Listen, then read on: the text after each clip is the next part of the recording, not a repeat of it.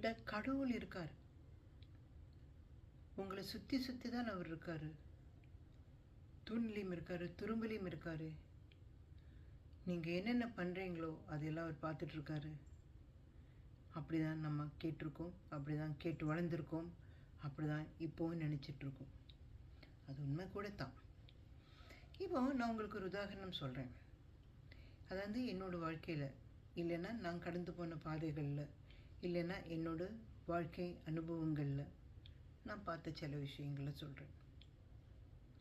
நமக்கு பிடிச்சவங்க, அவங்களுக்கு ஒரு கஷ்டம் வரும்போது நம்ம ஆத்மார்த்தமாக அவங்கள ஹெல்ப் பண்ண நினைப்போம். அது மட்டும் இல்லை, அவங்களோட ஆட்டிடியூட், அவங்களோட இமோஷன்ஸ், அவங்களோட போராய்மைகள், அவங்களோட காம்ப்ளெக்ஸ், அவங்களுடைய ஈகோ, அவங்களோட இமோஷனல் இன்டெலிஜென்ஸ், இது எல்லாமே நம்ம பார்த்துட்டு தான் இருக்கோம். அப்போது அவங்கள நல்லா புரிந்துண்டு அவங்க பேசுகிறத ஃபுல்லாக கேட்டுட்டு நம்ம அவங்கக்கிட்ட ஒரு வார்த்தை கொஞ்சம் நிதானமாக பார்த்து, நம்மளையும் டிஃபெண்ட் பண்ணாமல் அவங்களையும் டிஃபெண்ட் பண்ண விடாமல் பார்த்து நம்ம சொல்லும்போது மோஸ்ட் ஆஃப் தி டைம் நமக்கு கிடைக்கிறது கஷ்டங்கள் தான். ஆக்சுவலி நம்ம சொன்ன அந்த ஏதோ ஒரு வார்த்தையை அவங்க பயன்படுத்தி இருந்தாங்கன்னா அவங்க நிறைய கஷ்டங்கள்லேருந்து வெளியில் வந்திருப்பாங்க.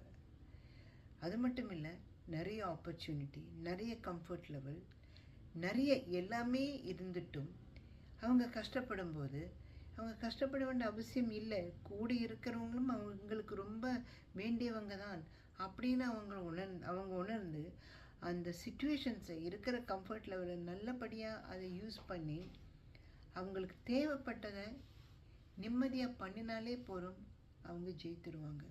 அவங்களோட நிறைய ஆட்டிடியூட்ஸ், நிறைய எமோஷ்னல் டிசபிலிட்டிஸ் அண்ட் நிறைய ஈகோ, இது எல்லாமே கம்மியாயிடும்.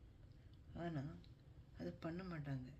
இப்படி தான் சம்டைம் நான் கூட நிறைய விஷயங்களில், ஐயோ இப்படி தானே கடவுளும் நம்மளை பார்த்துட்டு இருக்காங்க, ஒன்று திரும்பி பாரு, நான் இருக்கேன், உனக்கு எல்லாம் பண்ணி கொடுக்குறேன் அப்படின்னு சொல்கிற மாதிரி தோணும்.